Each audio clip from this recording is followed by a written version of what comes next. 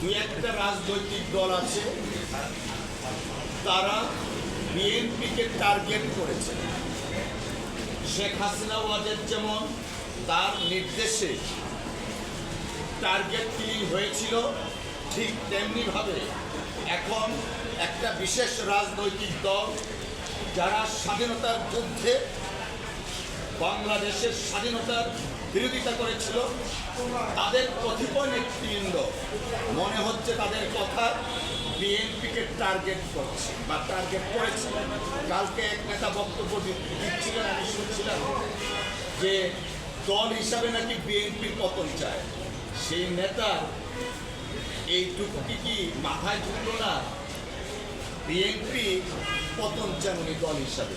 সরকারের পতন হতে পারে, রাজনৈতিক দলের পতন হয় কিভাবে? তাছাড়া বিএনপি তো এইভাবে আসেনি। এই দেশের যিনি স্বাধীনতার সংগ্রামে মুক্তিযুদ্ধে যিনি স্বাধীনতার ঘোষণা দিয়ে দেশকে স্বাধীন করেছিলেন, সেই নেতা শহীদ রাষ্ট্রপতি জিয়াউর রহমান সাহেবের প্রতিষ্ঠিত করেন।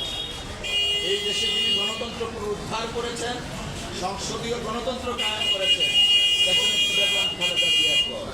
গত 17 বছর যিনি রাত দিন পরিশ্রম করে ছাত্র জনতাকে নেতৃত্ব দিয়ে ফ্যাসিস্ট হাসিনাকে বিদায় করেছেন, এই দল হচ্ছে জনাব তারেক রহমান।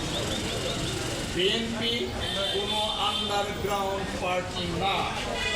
বিএনপির কোনো নেতাকর্মী অন্য দলে বর্ণচূড়া হয়ে আশ্রয় নিয়ে তাদের স্বরূপ উন্মোচন করে না।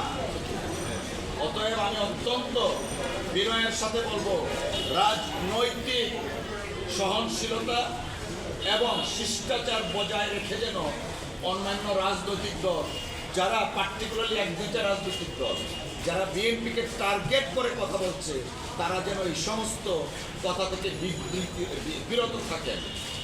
দেশের মানুষ মুখিয়ে আছে আগামী নির্বাচনে এই সমস্ত অপকর্ম বা টার্গেট যারা করছেন